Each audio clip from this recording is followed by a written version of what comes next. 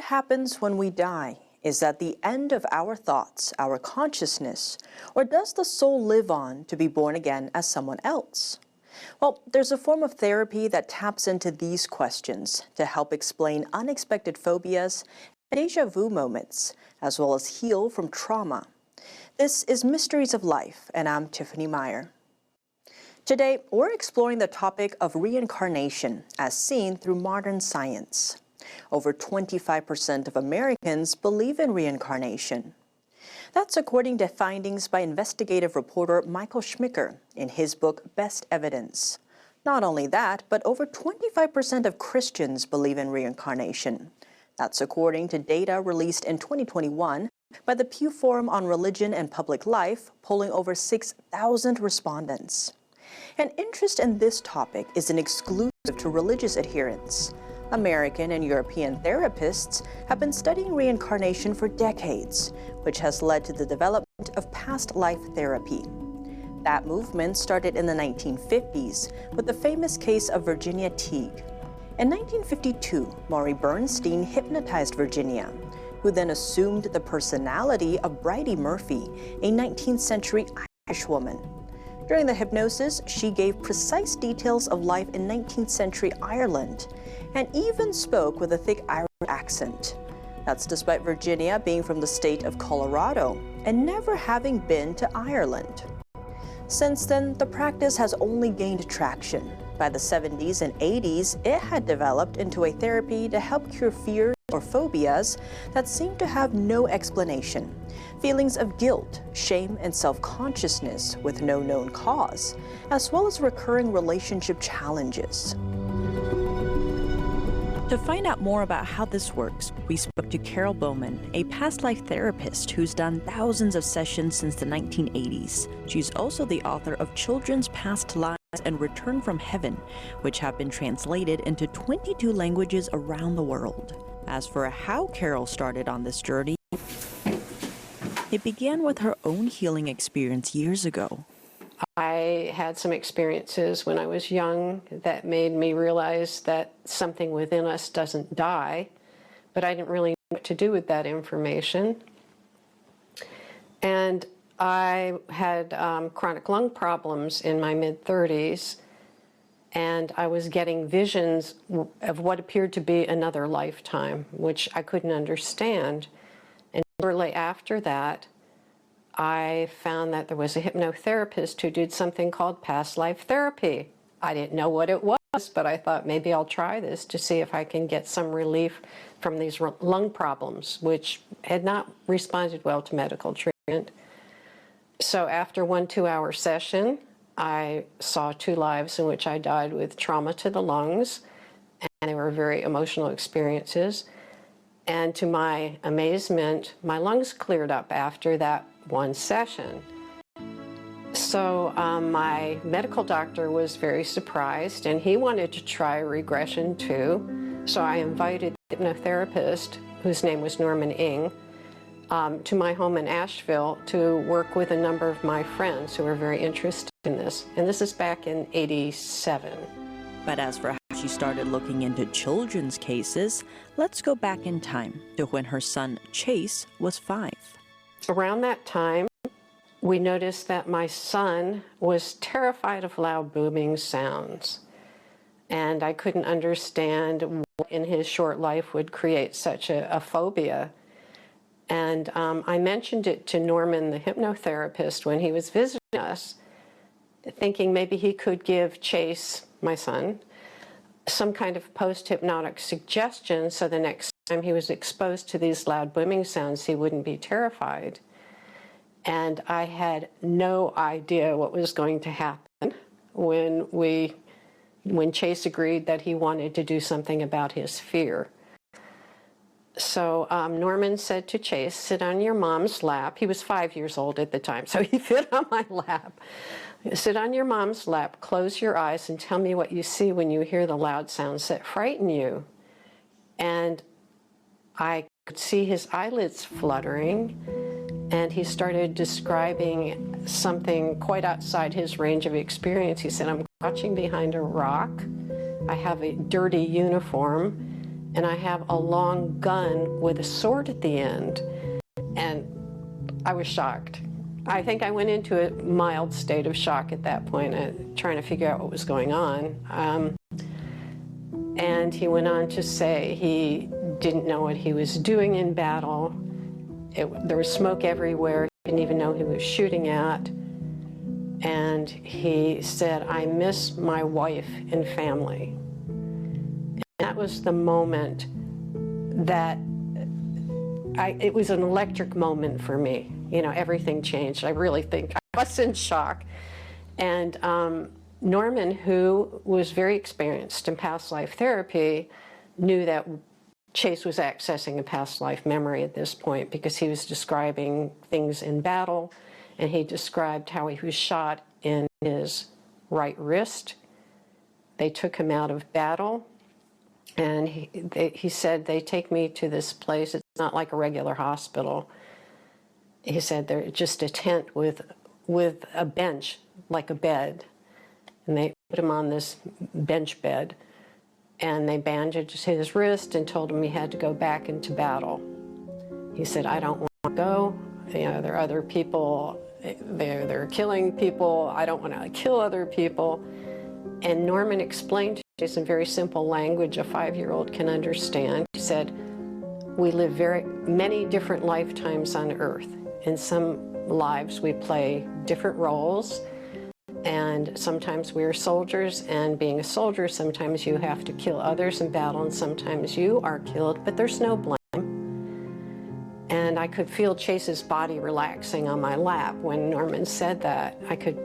Something changed, something shifted. And you know, a couple minutes later, he just jumped off my lap, grabbed a cookie, and went to play with his Legos. And I was thinking, what just happened? What just hit me? And you know, he seems fine. And Besides the violence and setting, Carol says that her son could recall his skin color. Chase, who's a redhead and white, said he was black in that past life. Carol says that unlike adults, children can forget past life memories. I wanted to show you these drawings. Ooh. I think Chase was about 8 when he did these because he said he was forgetting what happened, and he wanted to remember this. So he drew what he remembered seeing, this horse pulling a cannon and a wagon with big wooden wheels. And this was really interesting. He drew a very detailed map of the battlefield from a perspective above. After he said he died, he was looking down at the battlefield. And it's quite detailed. He had very clear visual memories of this. And this is where he said he was shot in his wrist. And he drew what he called a hospital, and it's just poles with some covering on top and a bench. Oh my gosh. And an historian sent us a photo of field hospitals from the American Civil War, and they're poles with material on top with pretty much wooden benches. So, you know, there was some accuracy there. And here he's doing this almost in comic book form. About 20 feet. How did he know it was 20 feet? A friend was helping him off the battlefield, showed where he was shot, and it showed that there was some elevation in the site in the battlefield. Because of her own experience with past life regression and the healing that followed, Carol was open to her son's past life memory. And she says that her son had experienced similar results as her own. And my daughter, who was 9 at the time, Sarah, was sitting with us. We were doing this around the kitchen table. And she said, "Mom, that place where Chase said he was shot on his wrist, that's where he has his eczema." And since Chase had been a baby, around 9 months old, he had this chronic severe eczema on his wrist, which had not responded to medical treatment. And within 2 or 3 days after this probably 15-minute recollection of Chase's, his eczema cleared up completely and his phobia went away. And he was just about to turn 6, and in fact he asked for a drum kit for his 6th birthday so he could make loud booming sounds all the time. So after this experience, and my own experience healing, after physical healing and emotional healing after doing a regression, I was shocked that it worked so well with a 5-year-old, and I was wondering, do other kids have these memories too? It was so close to the surface. And I started asking other parents in the community, and some parents said, yeah, my daughter mentioned that she was a mother and she died in a flood and all her children died, and she was crying about it. And I was just finding a lot of small stories like Chase's, where the children remembered living before and they remembered their deaths, usually traumatic deaths. So that was the beginning of my research, and that was about 33 years ago. And I've been collecting cases and counseling parents ever since on how to help their own children if they start talking spontaneously about a past life memory.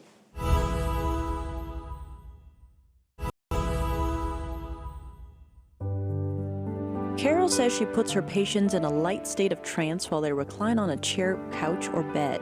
Then she asks them to focus on a particular charged thought or feeling, which acts as a bridge to relevant past life memories.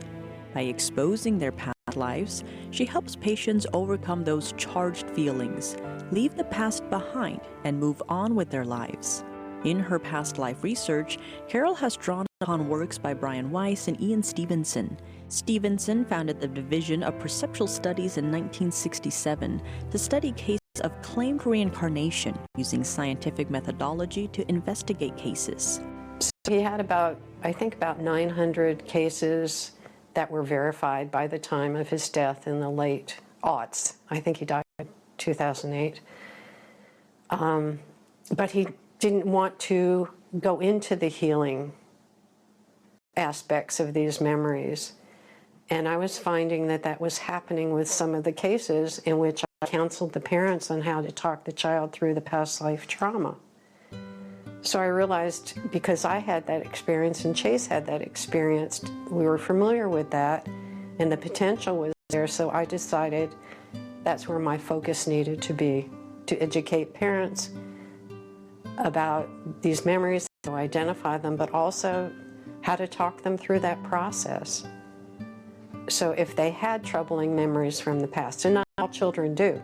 Some children have very positive, benign memories, but they're less likely to be credited to being past life memories. You know, oh, that's interesting. That's a nice story that they're telling.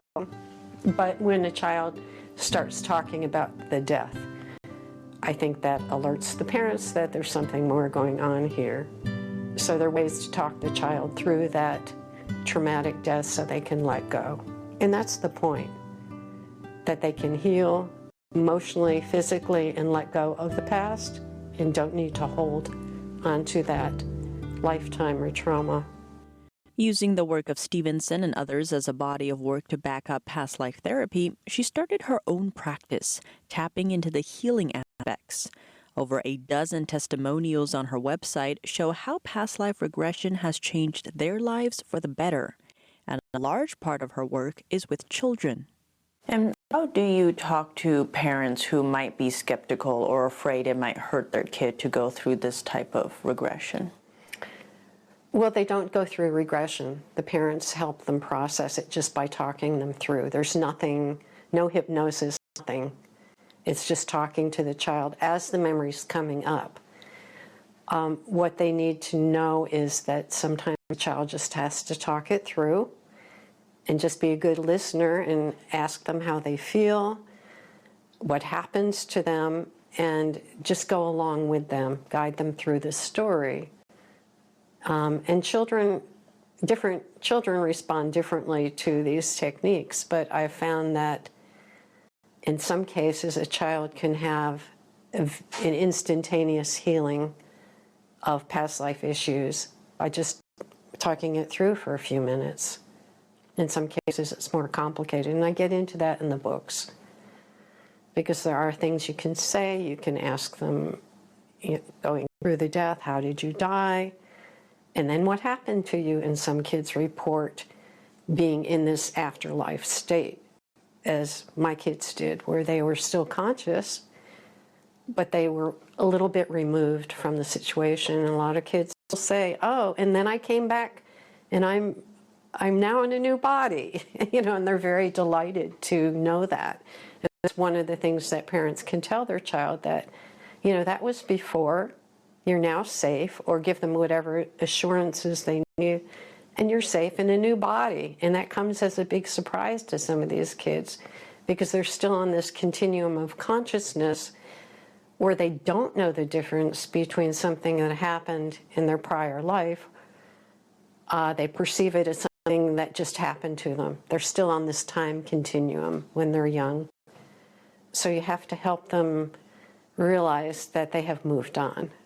And it's very simple. You use very simple language, and it can work wonders. I think in your Children's Past Lives book, you talk about your own kids and how they were acting out different lifetimes throughout. So can you tell us about that part?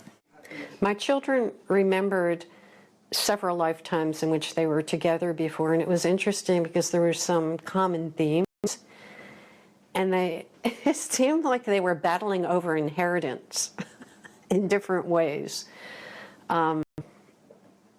Where if they were a female, they were cut out of the inheritance. If they were a male, they were reinstated as the heir to whatever they had, the land or the money, the riches. It was really interesting that they had this dynamic between them that finally resolved when they talked about it together, and they had a little bit of a cry together. So it was very emotional for them to realize that, but they also are very close now and have been. It's not the usual sibling rivalry as it once was when they were little. There were some things that came up, as do often with kids. But they had something they needed to work out with each other, and they had a chance to do it when they were young. And that's unusual. I had two kids who could remember, but I think that was all planned out for me, because this is my life's work. But it can happen that both siblings can have past life memories, and they can recognize each other.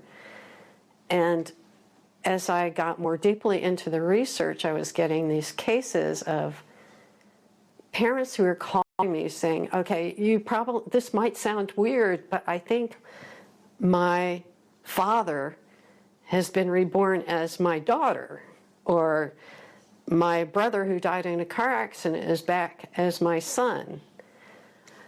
And I found that this is very common, and Dr. Stevenson talked a lot about we call them same family cases. And I was getting so many cases that I wrote a book just on that phenomenon, and some of the cases... While the belief in reincarnation is strong in the Eastern world, it has also had a notable presence in the West. Back in ancient Greece, one of Plato's dialogues, called Phaedo, also known as On the Soul, has Socrates arguing that we have knowledge we couldn't have obtained in just one life, and that learning is a process of remembering things from previous lifetimes. Pythagoras, the philosopher credited with developing the Pythagorean theorem, also believed in reincarnation, including reincarnation into animals. A famous fragment of Xenophanes, a contemporary of Pythagoras, gives an account of the philosopher's view. Xenophanes said once when Pythagoras was present at the beating of a puppy, he pitied it and said, "Stop, don't keep hitting him, since it is the soul of a man who is dear to me, which I recognized when I heard it yelping." But certain aspects of the current Western culture, be they scientific or religious, have acted as blockades for this field of study. Despite that, Carol says more and more people are waking up to the idea of reincarnation. And more people are discovering this. There are now Facebook pages and my website that the reincarnation forum that's been going since 1997, and there are a lot of cases out there. And for anyone who's open-minded, the evidence is in the cases. You know, give me another explanation that fits. That's as good as reincarnation. There's something about consciousness surviving death, and even more than that, that this consciousness carries some kind of memory or coding or a template that informs our present lives. How can being open to the idea of reincarnation help us? Carol notes the healing aspect, but also says reincarnation can help us understand others and build up one's empathy. I think that being open to this concept of reincarnation or having experiences oneself makes you realize that we've all been male, female, different cultures, different skin color, different religions, and I think it's more difficult to be prejudiced once we realize that. And I think it can make us more compassionate. You know, if we remember having been a slave or dying because of one's religion or all the other injustices in the world, I think this is helpful to realize this isn't the only shot we have. You know, this is just one life of many. And we're here to do specific things in each lifetime, you know, if we're lucky enough to figure that out. So I think it can be very helpful to have this context for other lifetimes. Will it change humanity? I hope so, but who knows? I don't know. You know, it's such a big question, and everything is so polarized now. But I think there's hope in this belief, and there's a sense of if we need to atone for anything, we have an opportunity. If we die conflicted, we can come back and make things right or finish. So I think it's a very hopeful way of seeing things.